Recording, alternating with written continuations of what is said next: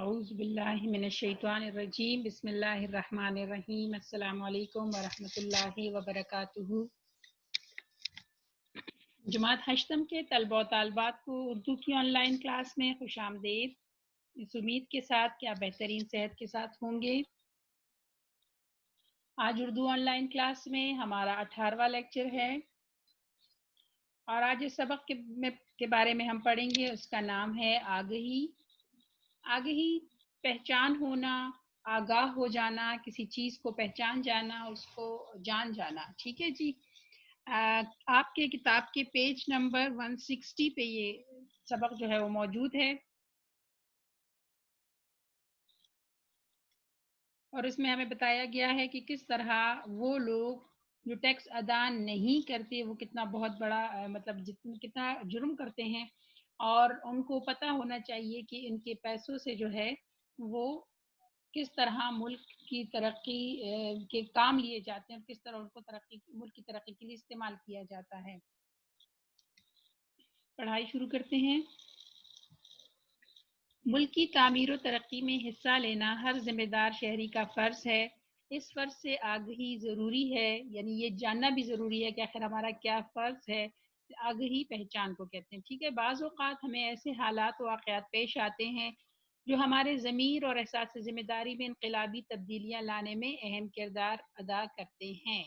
ایسی ہی ایک کہانی چودھری قادر بخش کی ہے۔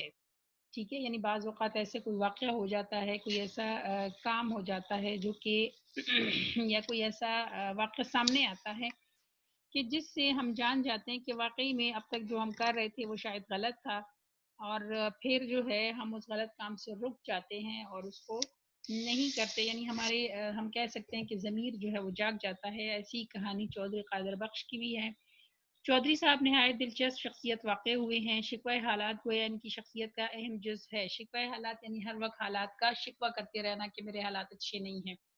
گو کہ وہ اپنے دیہات میں کونسلر بھی رہ چکے ہیں۔ یوں تو چودھری صاحب کافی وفادار آدمی ہیں اور یہ بھی دعویٰ کرتے ہیں کہ جدی پشتی زراعت سے گہرا تعلق رہا ہے، یعنی وہ یہ کہتے تھے کہ ان کے والدین ان کے جو آباء و اجداد تھے وہ زراعت کے شعبے سے تعلق رکھتے تھے۔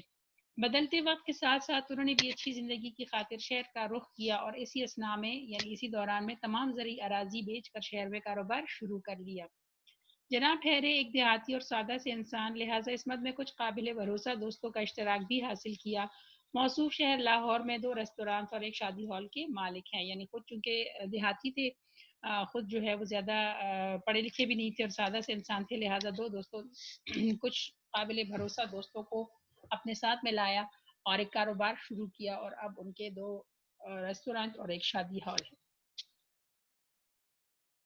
بات ہو رہی تھی حضرت کی ہمہ وقت شکوہ حالات کی عادت کی۔ شکوہ یعنی ہمہ وقت ہر وقت، کہ وہ ہر وقت ہی حالات کا جو ہے وہ شکوہ کر رہے ہوتے تھے کہ میرے حالات اچھے نہیں ہیں، یہ ہو گیا وہ ہو گیا، یعنی ہر وقت ہمیں جو ہے وہ شاکی نظر آتے ہیں۔ اسی طرف آتے ہیں۔ آج بھی سویرے ہمراہ ڈرائیور جب اپنی شاندار گاڑی میں گھر سے دفتر کے لیے نکلے تو سڑک پر گاڑی آتے ہی گڑھے میں لگنے سے پہلے تو بڑی نفاست سے بنائی گئی مانگ سے ہاتھ دھو بیٹھے اور پھر انہی دھلے ہاتھوں سے حکومت کے وقت کو کوسنا شروع کر دیا۔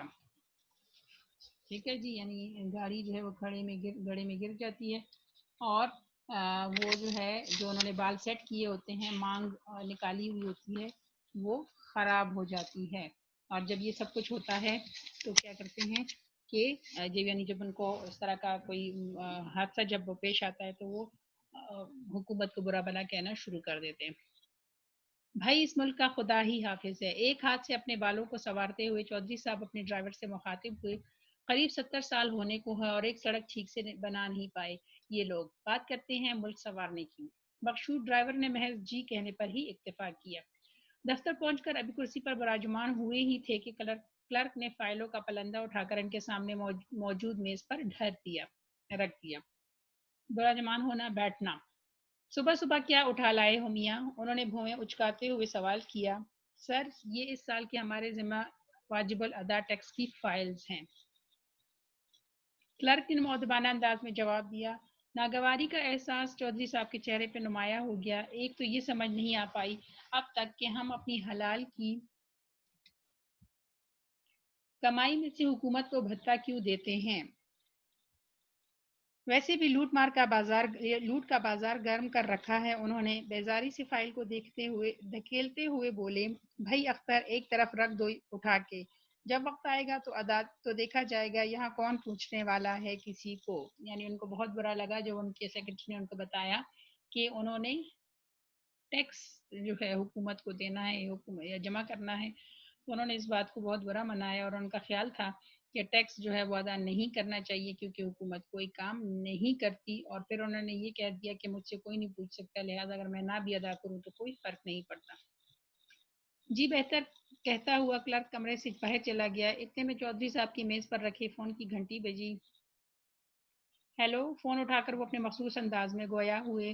دوسری طرف آنسوؤں میں ڈوبی آواز نے ان کے چہرے کے تاثرات کو یکسر بدل دیا، فوراً تبدیل ہو گئے۔ اب وہ قدرے پریشان نظر آ رہے تھے۔ تم فوراً 1122 پر فون کرو، وفات کو جلد از جلد ہسپتال پہنچا دیں گے۔ میں سیدھا ہسپتال آ رہا ہوں۔ یہ کہتے ہوئے انہوں نے فون نیچے پٹکا اور باہر کھڑی گاڑی کی جانب لپکے۔ ڈرائیور، ارے ڈرائیور کہاں ہے؟ تقریباً چلاتے ہوئے انہوں نے آواز دی۔ باہر کھڑے گارڈ نے بتایا کہ ڈرائیور گاڑی لے کر ورکشاپ تک گیا ہے، شاید کوئی خرابی ہوگی۔ انتہائی نامعقول آدمی ہے، خبر تو کر جاتا۔ وہ جھنجھلائے انداز میں بولے۔ اچھا، کوئی رکشا روکو یا ٹیکسی جنرل ہسپتال کے لیے، وہ گارڈ سے بولے۔ جی سر، کہتا ہوا وہ سڑک کی جانب دوڑا اور کچھ ہی لمحوں میں ایک ٹیکسی لیے واپس آ گیا۔ چودھری صاحب جلدی سے اس میں بیٹھے اور اسے ہسپتال کا پتہ سمجھایا۔ جیب سے موبائل نکال کر کوئی نمبر ملایا، مگر شاید وہ مصروف تھا۔ وہ بے حد فکر مند نظر آ رہے تھے، اور اسی جلد بازی میں موبائل ان کے ہاتھ سے نکل کر نیچے گر گیا۔ انہوں نے موبائل اٹھا کر دوبارہ نمبر ڈائل کیا۔ ہاں بھائی، ہیلو، کدھر پہنچے ہو تم لوگ؟ میں ہسپتال کے قریب ہوں، اور دوسری طرف سے آنے والی آواز سننے لگے۔ ارے ہاں، زیادہ سے زیادہ 10 منٹ لگیں گے، ادھر کوئی پھاٹک بند ہے، ادھر پھنسا ہوں۔ یہ کہہ کر انہوں نے فون جیب میں ڈال دیا۔ ٹیکسی کے پیچھے آتی ایک ایمبولینس راستہ مانگنے کی خاطر مسلسل ہارن دے رہی تھی، مگر راستہ دینا اس لیے بھی ناممکن تھا کہ آگے پھاٹک بند تھا۔ ایک لمحے کے لیے اپنی پریشانی کی وجہ سے ان کے ذہن میں خیال آیا کہ اگر پھاٹک کھلنے میں دیر لگنے کی وجہ سے ایمبولینس میں موجود مریض جابر نہ ہو سکا یعنی اگر اس کی جان نہ بچ سکی، یعنی اس کی حالت اتنی خراب ہے کہ اس کو ایمبولینس میں لے جا رہے ہیں اور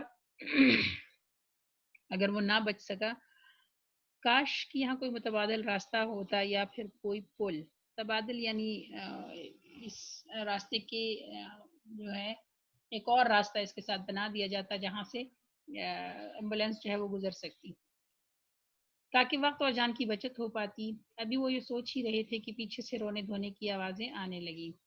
شاید ان کا وسوسہ تلخ حقیقت بن چکا تھا، یعنی ان کو جو شک تھا، جو خیال تھا، وہ کہہ رہے ہیں کہ شاید تلخ حقیقت بن گیا، تلخ کڑوا، یعنی انہوں نے جس طرح سوچا کہ ایسے نہ مریض جو ہے وہ اس کی ڈیتھ ہو جائے یا وہ مر جائے، تو اسی طرح لگ رہا تھا۔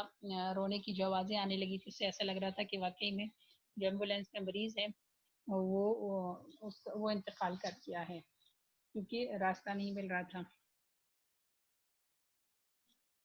ایمبولینس میں موجود مریض دم توڑ چکا تھا۔ انہوں نے بمشکل ایک گہری سانس لی۔ گاڑی آگے روانہ ہوئی۔ ہسپتال کی ایمرجنسی میں نہایت رش تھا۔ ان کی نظر ایک بورڈ پر ٹکی جو کہ ایمرجنسی سے متصل تھا، یعنی اس کے ساتھ جڑا ہوا تھا۔ آپ کا دیا ہوا ٹیکس لاکھوں مستحق مریضوں میں زندگی کی امید جگا سکتا ہے۔ ہسپتالوں کے حالت بہتر بنانے میں حکومت کا ساتھ دیجیے، ٹیکس ادا کیجیے۔ ٹھیک ہے، یہ عبارت اس پہ درج تھی، اور اس پہ یہ لکھا گیا تھا کہ اگر آپ ٹیکس دیں گے تو بہت سے مریضوں کی جو ہے وہ جان بچائی جا سکتی ہے۔ وہ ایک لمحے کو رکے اور پھر آگے بڑھ گئے۔ ٹھیک ہے جی، اب چودھری صاحب کو تھوڑا سا احساس ہوا کہ وہ ابھی تھوڑی دیر پہلے ہی وہ کہہ رہے تھے کہ میں نے ٹیکس نہیں دینا اور حکومت کو بھتا ہوتا ہے، لیکن ان کو اب احساس ہو رہا تھا کہ حکومت اس سے اچھے کام بھی کرتی ہے۔ ان کے بیٹے کا موٹر سائیکل سے ایکسیڈنٹ ہوا تھا، اور اسے ایمبولینس کے ذریعے ایمرجنسی لایا گیا تھا۔ اس وقت وہ ڈاکٹروں کی زیر نگرانی آپریشن تھیٹر میں تھا، جبکہ ان کی بیوی باہر کھڑی دوپٹے سے آنکھوں کے کونے صاف کر رہی تھی۔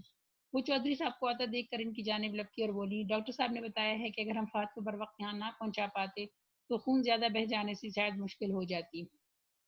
مجھے بھی یہی فکر تھی کہ ٹریفک میں کہیں دیر نہ لگ جائے۔ ان کی آواز میں تفکر نمایاں تھا، تفکر، پریشانی۔ ان کی بیگم پھر سے گویا ہوئی، خدا کا شکر ہے کہ ہم بر وقت پہنچ گئے، ٹائم پہ پہنچ گئے۔ آج انہیں بے وقت نظر آتے پلوں اور انڈر پاسز کی اہمیت کا احساس ہو گیا تھا.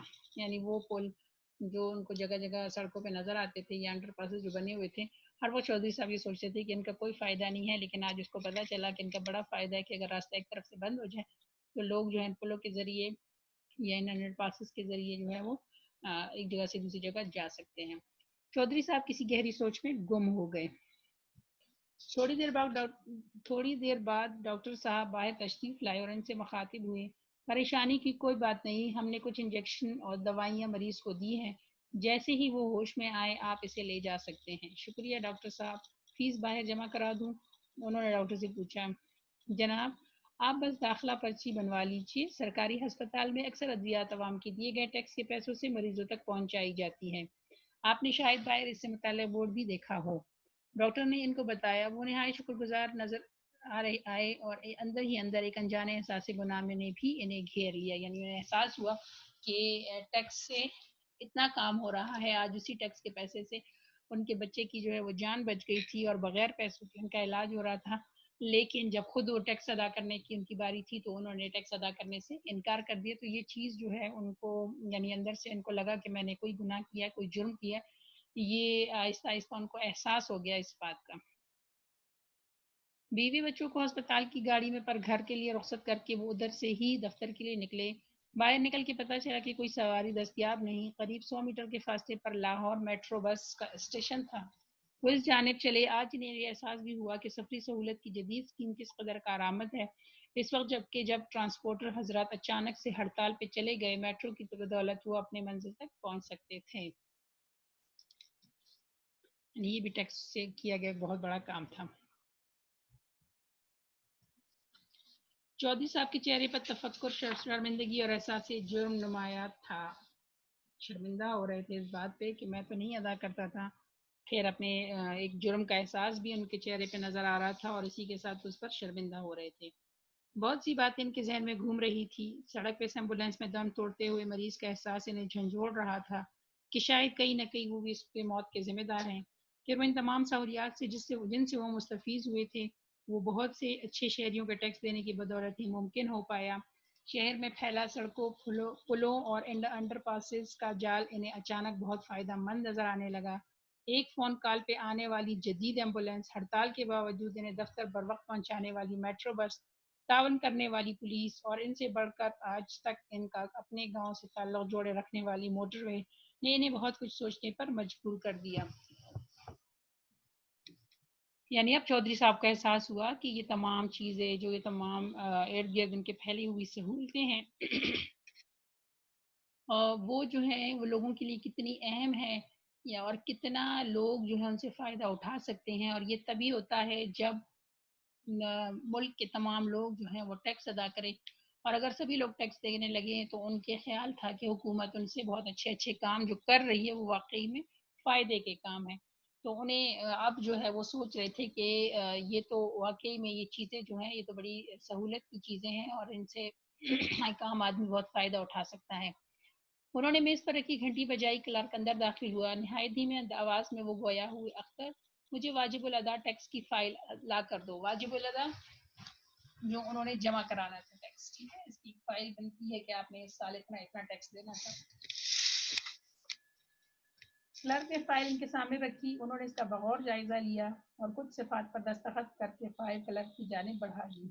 بھائی اختر، بطور ذمہ دار شہری ہمارا فرض بنتا ہے کہ اپنے ذمہ واجب الادا ٹیکس فوری ادا کرے تاکہ وہ پیسہ ہم سب کی فلاح پر خرچ کیا جا سکے. ٹھیک ہے جی. یعنی آج صبح ہی جب وہ دفتر میں داخل ہوئے تھے تو انہوں نے پہلے وہ ٹیکس دینے سے انکار کر دیا تھا، لیکن اب جب انہوں نے خود دیکھا کہ ٹیکس کا کتنا فائدہ ہے تو اور اس سے حکومت جو ہے کتنی لوگوں کو سہولیات دے سکتی ہے تب وہ راضی ہو گئے تھے ٹیکس ادا کرنے پہ. کلرک سوچ رہا تھا کہ چودھری صاحب کچھ دیر باہر سے ہو کر آئے اور ان کا ذہن بدل گیا. وہ اس بات سے بے خبر تھا کہ چودھری صاحب آدھے ہی کا طویل سفر طے کر کے دفتر پہنچے ہیں. چودھری صاحب نے سامنے دیوار پر لگی بانی پاکستان قائد اعظم محمد علی جناح کی تصویر کی جانب دیکھا اور ایک اطمینان بھری مسکراہٹ ان کے ہونٹوں پر کھیل گئی. شاید بانی پاکستان قائد اعظم محمد علی جناح بھی چودھری صاحب کے اس مثبت رویے پر فخر سے مسکرائے ہوں.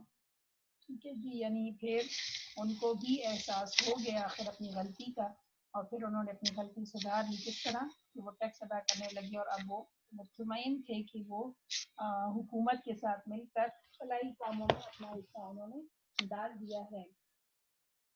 تو بعض اوقات ایسا ہی ہوتا ہے کہ کوئی ایک واقعہ جو ہے وہ انسان کو اندر تک بدل کر رکھ دیتا ہے، اور یہی چودھری صاحب کے ساتھ بھی ہوا۔ چودھری صاحب بھی اپنے بیٹے کی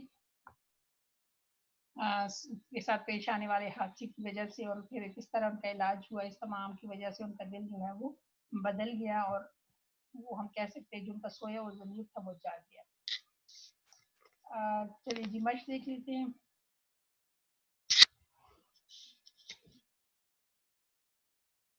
یہ سوالات کے جوابات ہیں۔ پہلے چودھری صاحب کے آباء و اجداد کس پیشے سے منسلک تھے؟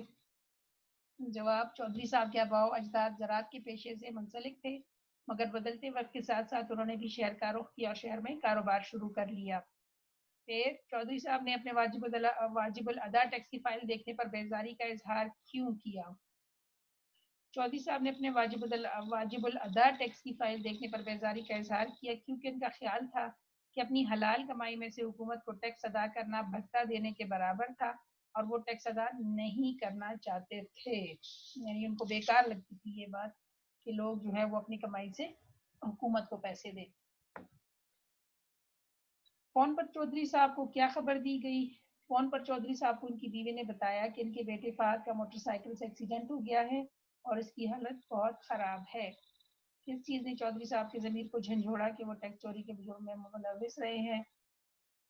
اس کا جواب ہے جی اپنی بیٹی کے زخمی ہونے اور سرکاری ہسپتال میں مفت علاج سے چودھری صاحب کا ضمیر جاگ اٹھا اور انہیں احساس ہوا کہ وہ ٹیکس چوری کے جرم میں ملوث رہے ہیں۔ اچھا جی، پھر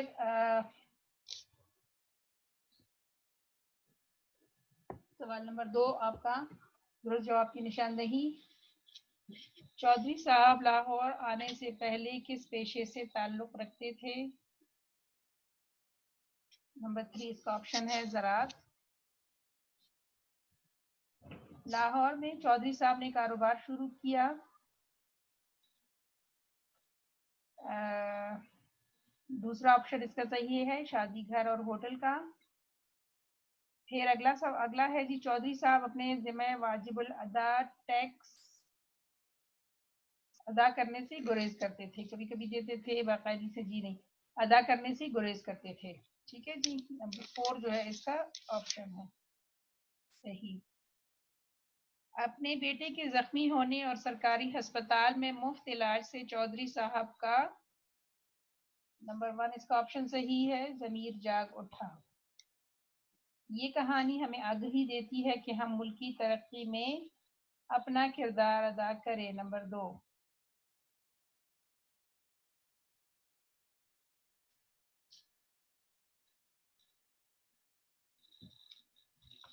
اچھا جی، پھر آپ کا سوال نمبر 3 ہے سبق آگہی کے مطابق درست اور غلط کی نشاندہی کریں۔ چودھری صاحب گاؤں سے شہر آئے تھے، درست۔ چودھری صاحب اپنے ذمہ واجب الادا ٹیکس شوق سے دیتے تھے، غلط۔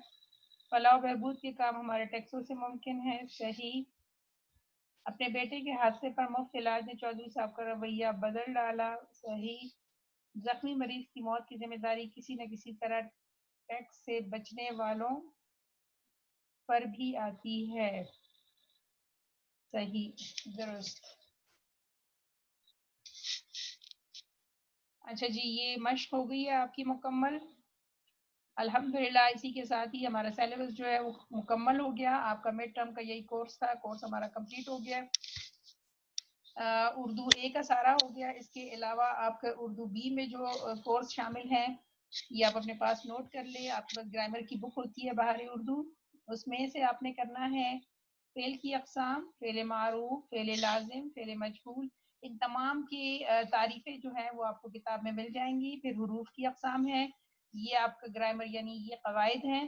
اس کے علاوہ آپ کی جو ہے درخواستیں ہیں، حصول سرٹیفکیٹ کی درخواست، ڈاکیہ کی نااہلی کی شکایت کی درخواست، محلے کی صفائی کے لیے ہیلتھ آفیسر کے نام درخواست، طبی مرکز کے قیام کے لیے درخواست، یہ تمام درخواستیں بھی آپ کے باہر اردو میں موجود ہیں۔